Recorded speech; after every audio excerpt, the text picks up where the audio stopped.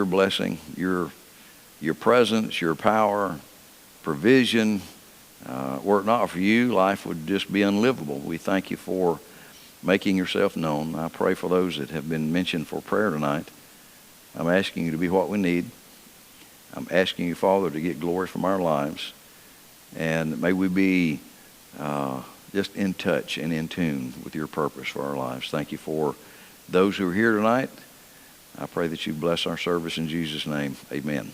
All right, Ecclesiastes 9. In chapter 9, Solomon is going to draw two conclusions about life. And those conclusions are, in the first 10 verses, here's the first conclusion. Death is unavoidable. I don't care how much money you have. I don't care what your name is. I don't care what kind of shape you're in physically. You're going to die. First 10 verses.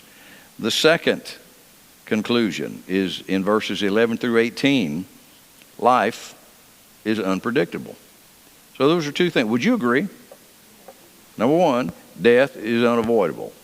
Number two, life is unpredictable. Things can be going wonderfully well on Monday, and then by Tuesday evening, your life can fall apart. Correct? You probably had something like that happen.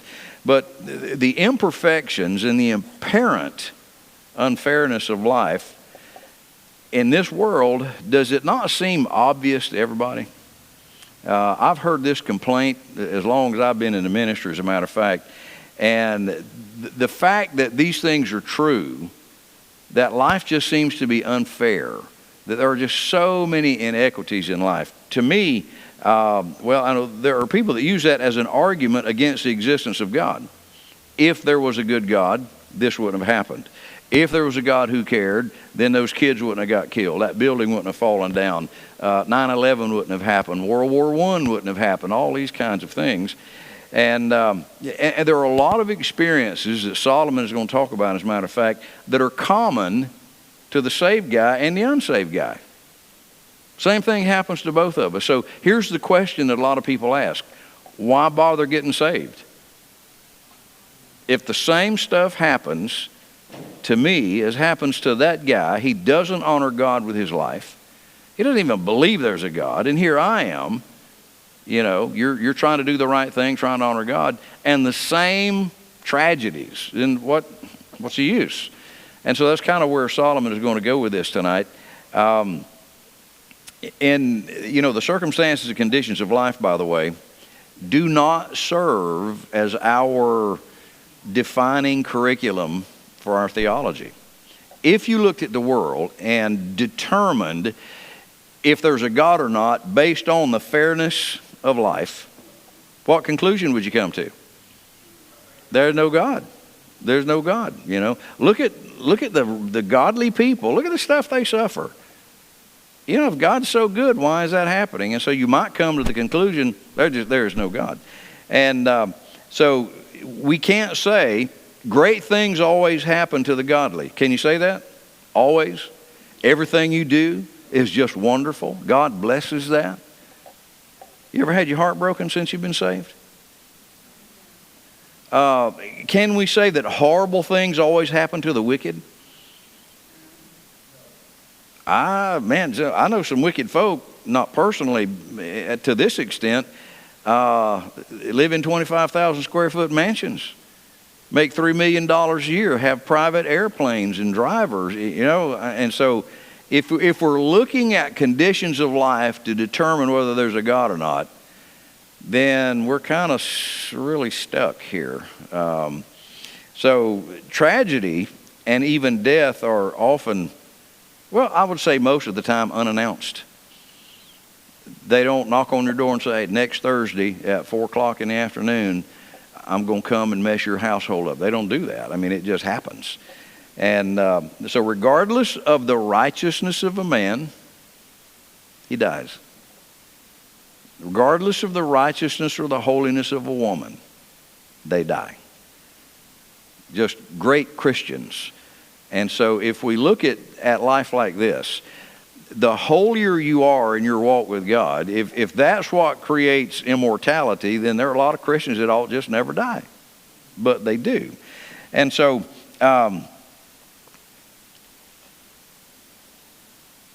holiness of life is often unnoticed.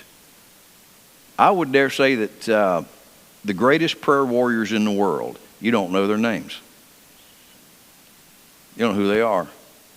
Could be some widow woman that lives in Idaho and just a godly woman, and she has prayed for her pastor or pastors and her family and people around the world. We don't know. We don't know how God has worked in the lives of these kinds of people to bring blessing even to us. And so, these people die. We don't even know it. Some of the greatest Christians in the world die, and we don't even know their names. And so, y'all get everything squared away? Okay. Perfect example right here. They woke up this morning not thinking this is going to be a problem. Now it's a problem. Now, let's look at verse number 1. Here's Solomon, the great cultural scientist. And we found out at the beginning of the book in chapter 1, he tried the wine and the wealth and the women and all that stuff. And it wasn't, he went overboard in these things. It was like a scientist. He would conduct this experiment of wine, and that didn't work. And then he would try something else. That didn't work either. So he didn't spend a lifetime in these particular areas. He was just testing it. Will this bring me happiness? And it didn't. And so in chapter 9, this is going to be one of those chapters where it's going to, maybe without explanation, going to leave you scratching your head. Maybe the world is right. Maybe what we believe is just dumb, because it's not helping anything. We die, we get sick, our kids, have problems, and we have problems. So verse number 1, for all this I considered in my heart, even to declare. And the word declare means to clean it up. I want to clear something up here. All right. So all this, that the righteous and the wise and their works are in the hand of God. So ultimately, who is responsible for the circumstances of our lives? God is. All right. Now, here's a question that disturbs me. Is God in control of every event that has ever taken place in the history of the world? Is it His will? Has it? Okay, I'm not sure there's a difference, but can we say that anything, let me put it this way, has anything ever happened in the history of mankind that was outside of the will of God?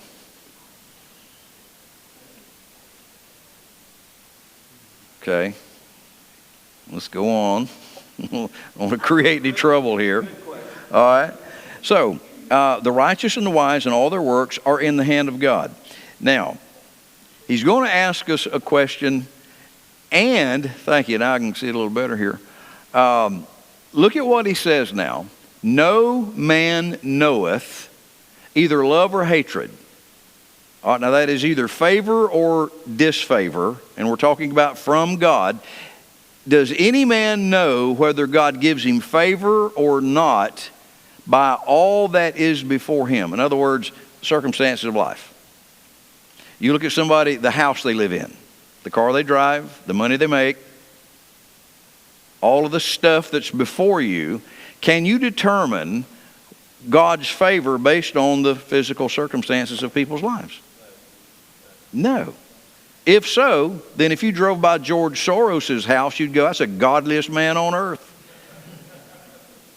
Circumstances, you can't do that.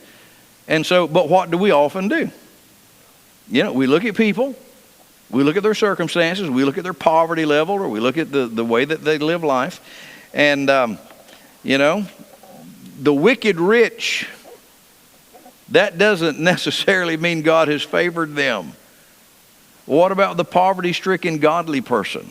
We say, well, if they're so godly, why are they poverty-stricken? Yes, ma'am.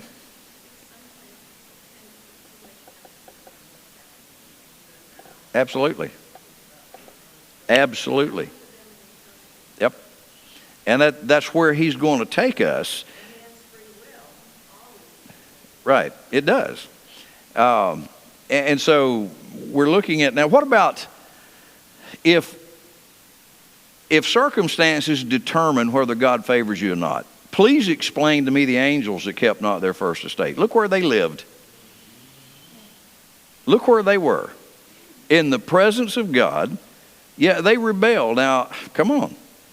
So, do your circumstances always determine the outcome? No, absolutely not. And so, if anybody was blessed and honored, I would say it would have been these angels. But yet they still, like you say, chose, volitionary choice to rebel against God. All right, now look at verse number 2. This is beginning in verse number 2. Solomon has answers to these questions and to these statements, but it just seems like life is unfair. Does it not? Does it seem like there are some inequities in life? Well, he says in verse number 2, all things are come alike to all. Now he's going to kind of draw a fine beat here. He's going to talk about death. Everything dies. Everything living dies. Every living bug dies. Every living plant dies. Every animal dies. Every person dies. So death is a commonality among all life. There is one event, but he's going to talk about people here. And this is where people were really confused in Solomon's day, and they still are.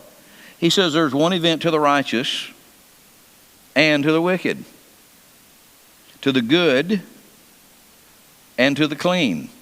Now the clean, we're talking about ceremonially clean. To the unclean, the ceremonially unclean. So we're talking about the godly man, the ungodly man.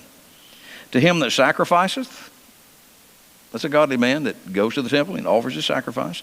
To him that sacrificeth not. I'm not doing that. I don't believe in that. As is the good, so is the sinner. Now, how fair is that? You've got a good man, a godly man, a man that sacrifices, a man that's ceremonially clean, a man that is walking with God, and you've got his neighbor that is the antithesis of that. And yet the same thing happens to both of them. He that sweareth as he that feareth an oath. Again, we're talking about the character of the individual, the one that just keeps his oath, he keeps his word, he keeps his promise. The other guy, it doesn't. All right, now, verse number 2, or 3 rather. There is an evil, and this evil is personified as death. All right, so there's an evil among all things that are done under the sun. And his phrase under the sun, he repeats this over and over, and the phrase means everything that's done on earth. All right, everything that we see right here. All things that are done under the sun, that there is one event unto all. Now he's repeating this. Yea, also the heart of the sons of men is full of evil and madness. And the word madness there is kind of a key that opens up what we're talking about in this chapter. The word madness in this verse means blind to the real issues. So here's a lost guy.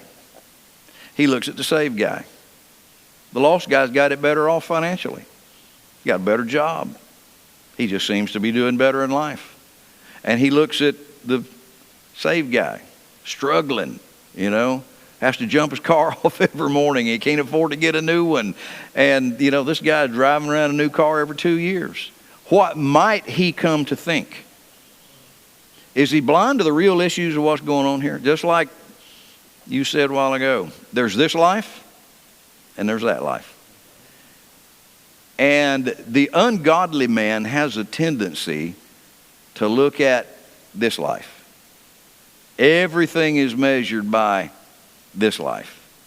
And they forget what's coming. There is that life, which is a completely different world. And so in verse number 2, God balances life. And he balances it with birth, death, laughing, weeping, entry, exit, gathering, throwing away, celebrating, sorrowing. Do we all, lost and saved, do we all have those things in common? You know, we all have that in common. And so, you know, the ungodly look around and they see the suffering of the world.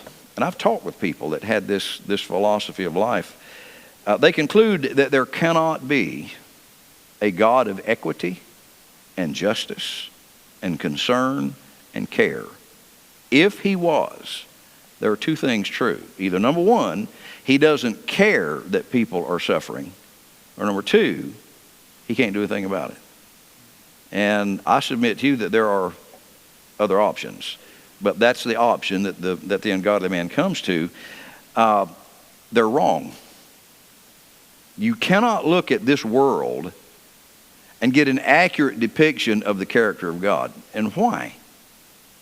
Because this world is governed by the law of sin and death. Now, who did that? We did. We made that decision in the Garden of Eden. So we decided to walk outside of the sphere of God's purpose for life. Does that or does that not create some bad circumstances when you leave the will of God? It does. And so when we walk out of the will of God, and then some things begin to happen that are uncomfortable, we naturally blame somebody else, and normally it is God. Now, look at verse number 4. For to him that is joined to all the living, there's hope. In other words, as long as you are alive, there's hope for change, right? I mean, the bad can become good. Weeping can become laughing. All of these things can be turned on the other side. And so long as you're alive, and then he gives this graphic illustration, a dead dog is better than a living lion. Or a living dog is better than a dead lion. And he's talking about the wicked guy. Now why? Does at least the living dog have an opportunity to make some decisions that are going to change his outcome? All right. What about the dead lion? He's done. He's done. He's dead. All right.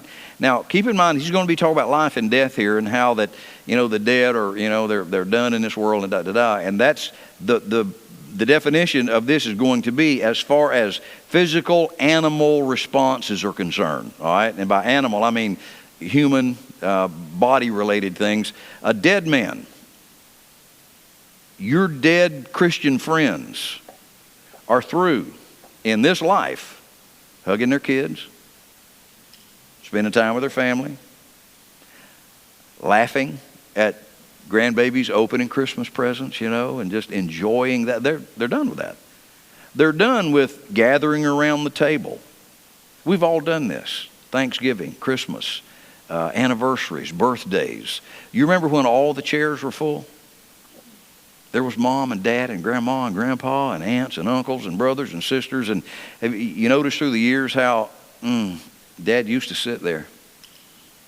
Mom used to sit there. That was where grandpa sat. And so they don't have that opportunity anymore. So he says in verse number 4 now, for to him that is joined to all the living, there's hope. For a living dog is better than a dead lion. Verse number 5 says, for the living know that they shall die. So what is one thing that a living person knows for sure? You might not know your water heater's going to go out, and you don't. That's always an unpleasant surprise. But what is there one thing that the living does know? We're going to die. I don't think that's a surprise to anybody in here. Through the years for the last 30 years, look how many members we've lost. I can tell you, where, this person used to sit there, and big old David Barrington used to sit over there. And, we've got Grady Mills used to sit in the back, and just, their seats are empty now. So, verse number 5 says that the living at least know they're going to die, but the dead know not anything. Now, as far as, again, we're talking about the entities of life and the knowledge of life, the physicality of life. They don't know anything because they're in the grave. The body is anyway. Neither have they any more a reward, pay, or advantage, for the memory of them is forgotten. They can't hear you say, Grandpa, thank you, man, I love you. They can't hear that anymore. They're gone. Verse number 5 tells us that their memory. Look at the people, look at the godly people right now, even in our lives. Can you just instantly recall every person that you've ever known that was a godly person? They're gone now. How often do you think about them? There are many, many days I don't think about my dad or my mom. It's not something I don't mourn. I haven't mourned their deaths for years. That doesn't mean that they didn't have an impact and I didn't love them. It means that they're just not at the forefront of my memory anymore. Are they yours? And I know that time, the further you get from that event, the memory fades, at least the hurt, and what normally happens when a person dies, like a person that's lived for a long time and they've got big families, the first Christmas is the worst. The first Thanksgiving is the worst. The first birthday, the first anniversary.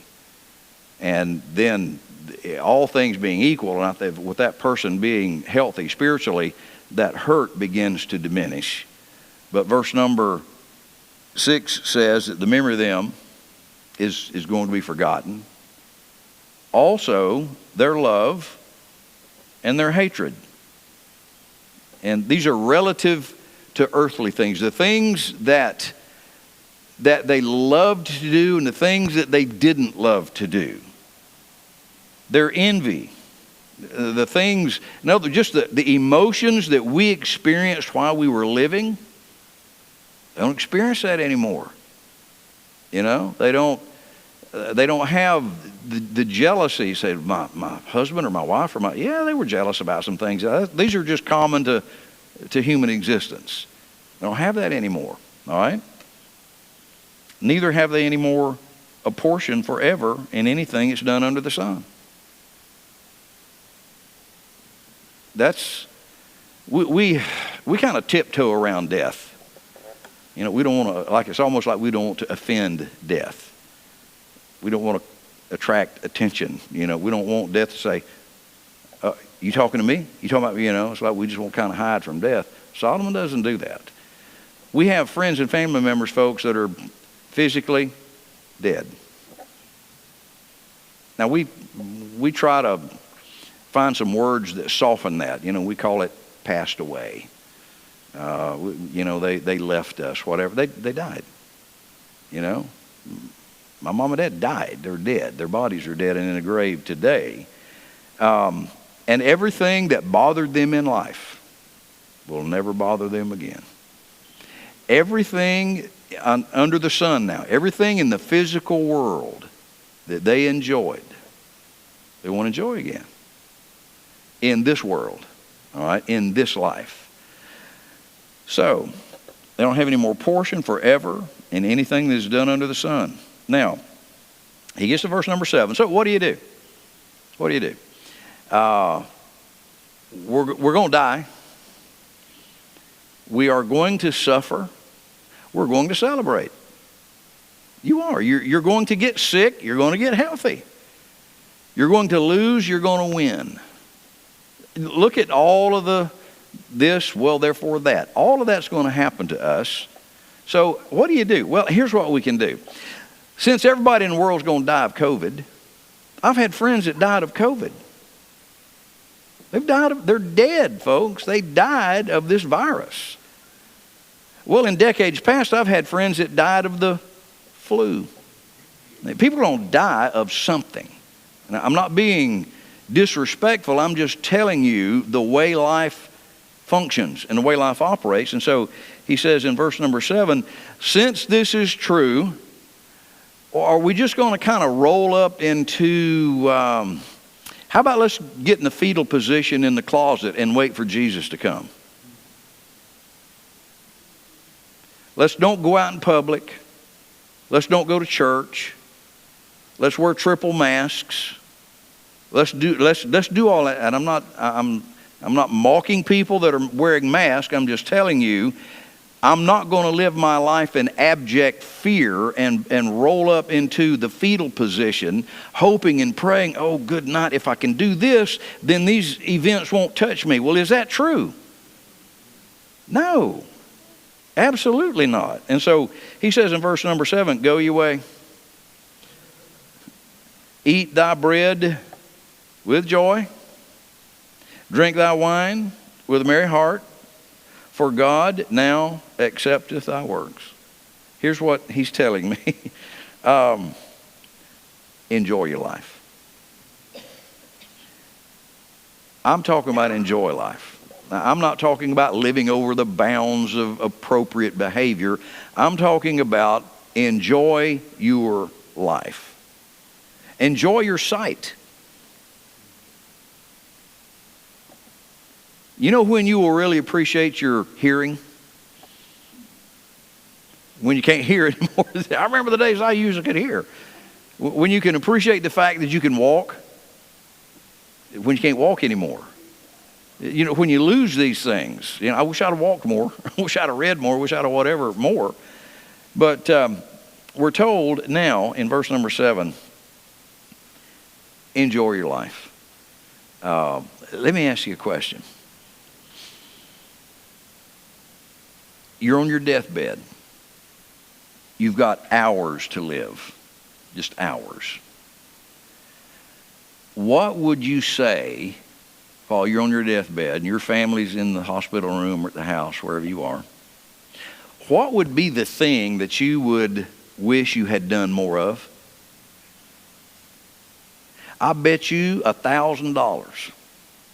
Nobody in this room would say, I wish I'd have spent more time at the office. Would anybody say that?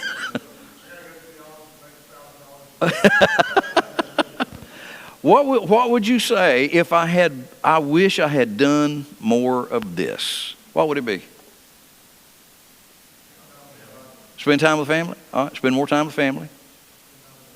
Spend time with God. What would you do more of? Can I tell you, and you might not, I may have caught you off guard here. Do more of that now. Why wait until you can't do it?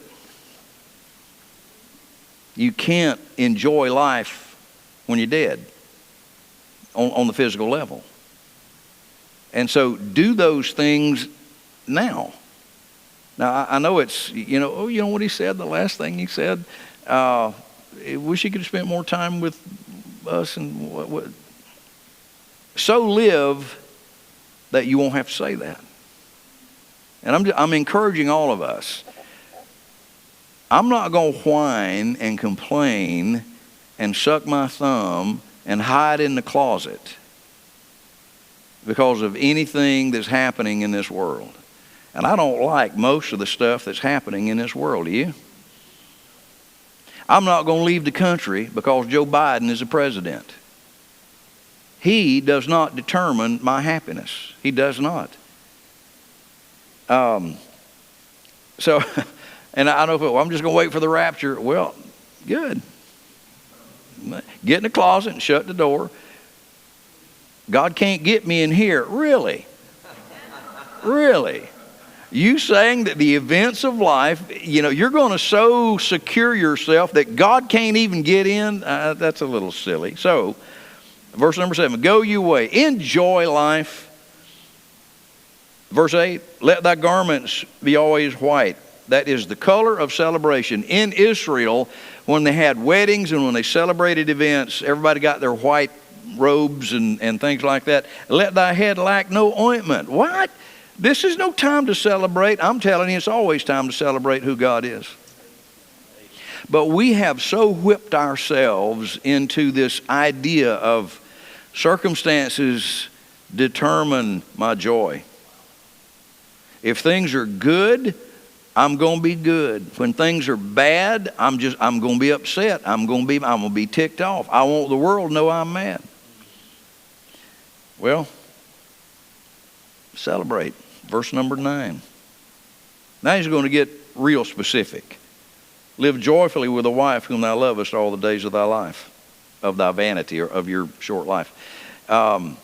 Don't come to the end of life. Guys, those husbands in here, let's don't come to the end of the life that God has given us to say, I wish I'd have told my wife every day I loved her. I wish I'd have said that. I wish I had shown her my devotion. I wish I had spent more time. I wish whatever. Let's do that now. You ladies need to know you're loved. You need to know that. You need to know that the husband who pursued you when you were young and when y'all were dating and he opened the door and all the stuff that we did, it's important to you. And I would challenge a woman in here tonight to tell me this is not important to you. You still want to be pursued. You're not caught completely. You understand what I'm saying? Now, you're the wife of the guy that pursued you. There's no question about that. But your heart, do you still want him to be your knight in shining armor, even though maybe our armor is a little rusty these days? And I understand that. Our white... Our horse ain't quite as fast as it used to be, but you still want to know he's pursuing you. All right? So let's not wait until we can't do it anymore because we're on our deathbed. And so he says, live joyfully with this woman, which he hath given thee under the sun all the days of thy vanity, or your short life. That's the portion in this life. Why do you think God put us here? To enjoy the things that he has provided so the world will see how to live life. But if we as Christians are always griping and whining and complaining, the world's going to look at us and say, I can do that. I don't have to go to church to have that kind of attitude. I can gripe and whine and complain. I don't have to tithe. I can save my money and do something else with it. And so the Lord has given us an opportunity to live life. And for the world to see it, wow, man, you just got bashed pretty hard. And you still love the Lord? Oh, yeah. So that's the way life works. You can't just say there's a good God when things are good. There's a good God when things aren't good. That just, circumstances make no difference, all right? Where are we now? Verse number 10. Whatsoever thy hand findeth to do, do it with thy might, your total energy. For there is no work, nor device, and the word device means planning, nor knowledge, nor wisdom in the grave whither thou goest. And again, he's not saying, well, there's no heaven, there's no after. That's not what he's talking about. He's talking about here, this life. Once you die, that's it. And so he tells us in verse number 10, live life to the fullest. Live life pedal to the metal. Not ignorantly, not stupidly, not, hey, y'all watch this kind of stuff, But whatever you do, put everything you have into it. Don't half track. Don't just almost do things. Do it with your passion. You realize that people that are passionate about what they do are like magnets. Somebody that has a half interest in something, I'm not going to walk across the street to hear him say anything. But somebody that is absolutely passionate about anything, do you find that attractive? People that are just absolutely on fire about something. You know, this guy, you ought to see this guy, man, about woodworking. You ought to hear this guy explain. Well, if he's passionate about it, I'd be interested to see what he has to say. Now, what about us as Christians? How passionate are we? Yeah, I'll go to church. Yeah, you know, and we just kind of, we're half throttle about it. Well, if y'all help me now, if I'm reading this correctly, whatsoever your hand findeth to do, whatever God opens the door for you to do, do it with thy might.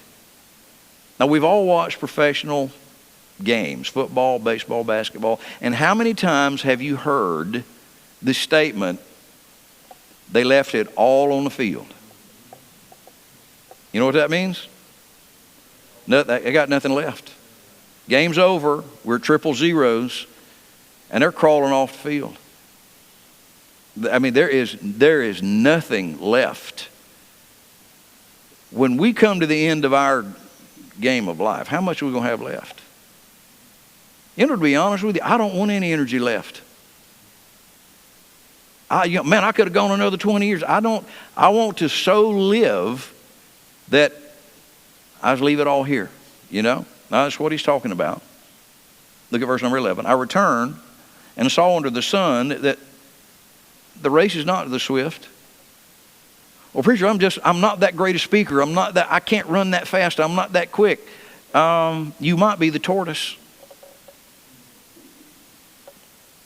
You know what I'm saying? You remember that Aesop's, that fable? And so the race is not always won by the fastest guy, nor the battle to the strong. Sometimes the weaker guy wins the war. What is that about? This is how God balances life, all right? Neither yet bread to the wise, nor yet riches to men of understanding, nor yet favor to men of skill, but time is opportunity, and chance, which is occurrence, happeneth to them all. Well, you got to be strong to win. Really? You ought to be fast to win. Is that right? You got to have, you got to have a silver spoon in your mouth. You got to have the right family. You got to have the right education. You got to have all that. Really? Is that what you're reading here? What I'm reading is, it's not always those that have the obvious advantages. That's not always the winner. Well, then why get ready? Why exactly? Okay? Don't think that you've got to have all of these advantages, you know, in order for the Lord to use you. We'll look at verse number 12 now. For man also knoweth not his time. Anybody know when they're going to die? I don't. I have no clue. How many of you in here are at least over halfway with your life, you think? Okay. We got hands up. Now, do we know? We don't know. All things being equal, you know, some of us are, unless I live to be 140, you know, that probably is not going to happen. All right? I really don't. You're right. For man also knoweth not his time. And then he gives an illustration. Do fish know when they're going to be caught? No. You know, you go fishing and you catch a fish. He didn't know that day. Well, you know, that guy, he's going to throw one of them rattle traps. And I'm going to be dumb enough to catch it. I'm going to do that, you know. As the fishes that are taken in an evil net, and as the birds that are caught in the snare, that's how fast death can come. Right now. I mean, you wake up feeling great, in good shape, and boom. That guy, Paul, that was in that wreck, or that lady that was in that wreck you were talking about in Bowling Green, I seriously doubt they planned that. They woke up this morning thinking, I'm going to go to work, I'm going to come home, we're going to have dinner, and da-da-da, da-da-da. and we don't know what the outcome of that was. You don't plan stuff like that. And so, since you cannot plan your death, and what's the best thing to do? While you're alive, enjoy life. Live it right. Enjoy your family. Yes. Well, I'll tell my wife, later that you tell her right now. I've told you all this before, but I had a couple doing some marriage counseling one time in the office back there, and this guy said, I'm sure my jaw dropped when he said this. She was complaining that he just wasn't very attentive and all this stuff, and he says, quote, I told her the day I married her that I loved her, and if it ever changes, I'll let her know. End quote. And she just stared ahead. And I did too. I just didn't know what to say to that. There probably is going to come a time when that guy is going to say, honey, I wish I'd told you more often. I wish I'd done this. I wish I'd done that. Well, do that now, okay? Verse number 13. This wisdom have I seen also under the sun, and it seemed great unto me. So he's not through. He's got an illustration that he's going to use. Great events often happen because of small things, little bitty things that are unnoticed. There was a little city and few men within it, Wauchula. And there came a great king against it, and besieged it, and built great bulwarks against it. So we've got this little bitty knot in the road of a city, not very many people there. And this king, for some reason, chooses this city to surround. He builds these bulwarks, and he's going to destroy the city. Now there was found in it a poor wise man, and he by his wisdom delivered the city, yet no man remembered that same poor man. Here's this famous king. We don't know the king's name. We don't even know the wise man's name. We don't know how he did it. Did he do it militarily? How did a poor wise man outfox this great king and all of his soldiers and all of his bulls? We don't know. I wish I knew more about this story. But this is all that the Lord decided to tell us. And it was, pretty obvious the city's going to fall, right? That's the word on the street. Hey, we're going to get killed, right? You know who's out there. It's King Mr. Big Britches. He's out there. Mr. Big Britches, oh my word, not Big Britches. Oh yeah, Big Britches is out there. And so it's a foregone conclusion. And all the smart money is on, they gonna die. Nobody said no. There's something's gonna happen. You just wouldn't expect what did happen. Somehow out of the alleys and the side streets, there was a poor man, had no influence. Nobody recognized this guy as being any kind of a hero. But somehow this is a guy that puts together a plan and boom, overthrows this king and saves the city. Now, would you expect that, by the way? I wouldn't expect this. Now, here's what I would expect. Oh, my goodness. We're going to see him on the evening news. This guy, probably Habitat for Humanity, Habitat for Hebrew Humanity, is going to build this guy a brand new house. He's going to get a new chariot. And, he is going to be king for the day. Would you not expect something like that? Well, Scripture says, yet no man remembered that same poor man. If some politician had done this, or some great warrior had done this, he would have demanded to be remembered. Now, let me ask you a question. Is that fair? What do you think this poor wise man did after being snubbed and ignored? What do you think he did? Well, he was wise, first of all. He probably just went home. Satisfied with this truth, we're saved. The threat is gone. And again, when somebody comes to you and says, "You mean you still believe in God?" Do you know what happened Thursday in San Francisco? No. 6 people got shot to death. Now, I don't think they did, but that just kind of happens these days. Did you hear what happened over there? And you still believe in God? Really? Yeah, I sure do. As a matter of fact, more so now than before when you told me that. Because the Bible says this is the kind of stuff that life is made of. So thank you for the confirmation.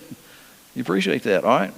Drop down now to verse number 16. Then said I, wisdom is better than strength. Well, apparently. So what would you rather be? Powerful, rich, famous, or wise? Okay. Nevertheless, the poor man's wisdom is despised. Please explain that to me. Why is wisdom despised? I'm talking about godly wisdom. Because normally it runs contrary to worldly wisdom. You know, the world says this is the way to go. And God's wisdom says no, go this way. And more people are doing this than are doing this. And so when their way is overturned, it makes them look like idiots. Which pretty much they are. You reject God, you walk away from His truth. Can I use Paul's kinder word? Thou fool. Contemporary English here in the South, you idiot. You're just an idiot. I would like to put some bubble wrap around that, you know. That's stupidity times 10. All right, and he says, and so wisdom is better than strength. Nevertheless, the poor man's wisdom is despised, and his words are not heard. Now he seems to flip in verse 17. All right, now the poor man's words are not heard. The words of wise men are heard in quiet, more than the cry of him that ruleth among fools. So you got this big mouth idiot that's telling everybody how to live life. And you've got this guy that's wise. Where's the news coverage going to go? To Mr. Big Mouth. You got Mr. Big Britches. Now you got Mr. Big Mouth. And that's where all the world's attention is going to go to. And then you've got this guy. I think of contemporary illustrations, and this may not be the best illustration, but it's one that's most obvious to me. Mike Pence. He's a Christian man. He was vice president of the United States. I remember when Mike Pence made his stand that he would not go out with a female reporter without his wife being present. You remember that? And the world just, especially our news media, jumped all over Mike Pence for that. I think it was very wise. It's called the Billy Graham rule, by the way. Because Billy Graham would not let a female reporter come in his hotel room. He would not ride in an elevator by himself and a woman. He wouldn't do that. There were some things that Billy Graham just said, no, will not do. And he did that all of his career, all of his ministry anyway. And so we're not, please don't exercise wisdom to be noticed.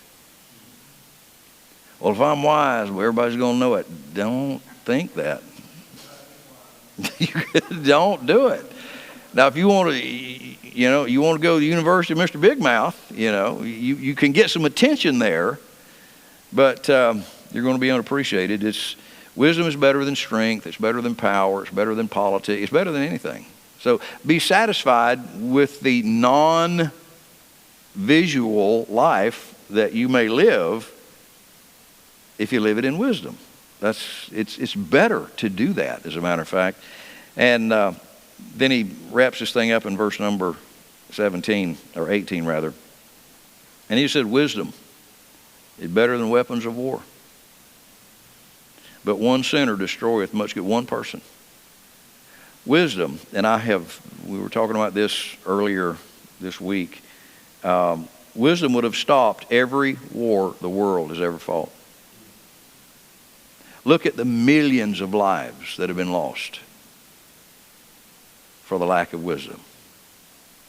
World War I could have been prevented. Korea could have been prevented. World War II could have been prevented. We lost 45 million worldwide. 45 million of Earth's inhabitants died in World War II. That could have been prevented.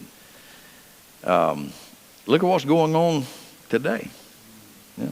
Wisdom could prevent the tragedies if it was exercised, but look at us. Look at human beings. We're not interested in God's wisdom. We'll figure this out. We'll figure it out. We'll throw enough money at it. You know what we need? We need another government program. Oh, yeah, that's what we need. Yeah, we need to waste another $500 million or however much, on this program and that program. What we need is wisdom. God's wisdom infused into our very spirits, so that when we walk in our culture, we may not be the best known. We may not be the most quoted. You may not be the one who's being interviewed, but you're wise. And how much tragedy is averted by your life? How many lives are spared? How many marriages are spared? How many kids are spared drug addiction and alcoholism by the wisdom that you speak? Well, I like Solomon. He made some foolish choices in his life, no question about that.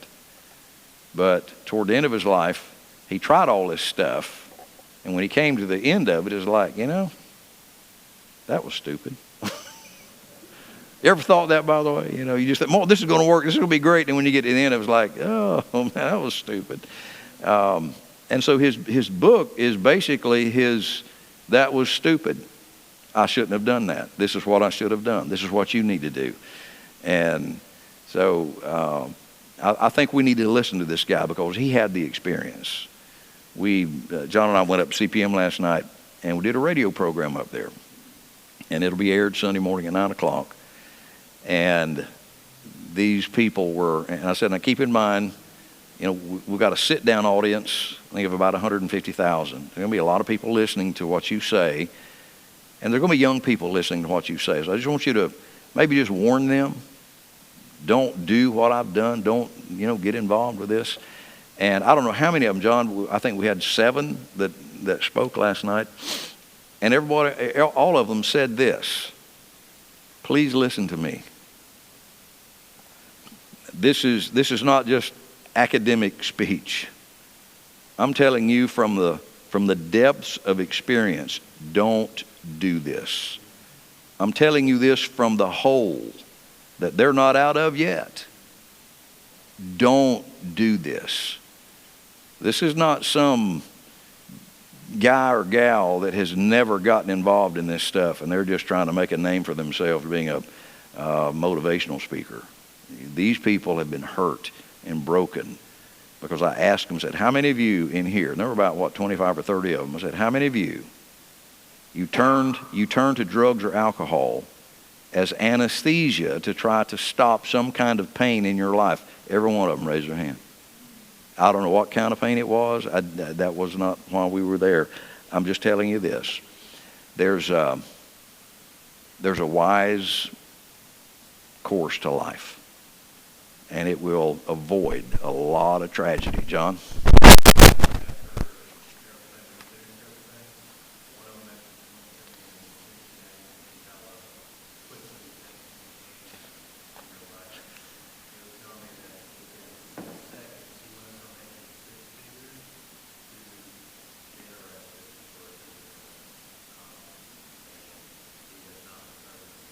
Wow. Wow. Somewhere along the line, somebody influenced you to make some good decisions. That's why you're here tonight. Aren't you glad the Lord put somebody in your way? You know, and nobody in here can say, oh, no, that's just how wise I am naturally. Nobody can say that. You know, we're self-destructive creatures. And I'm grateful for the dams, that I ran into in my life that diverted me to make other choices and decisions. So, well, thank y'all for being here. Thank y'all so much, man. It's good to see y'all. We appreciate your presence. And I'll be here Sunday morning at 10 o'clock for class. We're back on our regular schedule, 11 o'clock for the morning service. And also, if you are interested, at 4:45 Sunday afternoon, we're going to start our class. It's Bible analysis, and we're going to do it right down here. I'll have a screen. We're going to go through the same class that I go through over at the college. If you're interested in that, we'll start that Sunday. We'll make that announcement also this coming Sunday. All right? Y'all ready to go to the house? It's 8 o'clock. 4:45. We're going to do it the Sundays that we don't have prayer. So there'll be first and third when we pray. So it'll be the second and fourth Sundays. That's the only time really that's going to be available to do that. And so that'll be on Sunday. All right. Oh, yeah. Calories and carbohydrates. Yes. Right back here. So y'all hang around. We've got cake and ice cream in the back for you. All right. Let's bow for prayer. Lord, thank you for telling us the truth in such a graphic way. You didn't pull any punches. I mean, we can look at life and say, wow, maybe life isn't fair. Maybe these things are true. And we come to know you in a more intimate fashion, that life is not just paved with gold for your people. That we experience hurts and sorrows in this life. But in that life, all this will be left behind. Thank you for that. In Jesus' name I pray. Amen. All right. Let's go.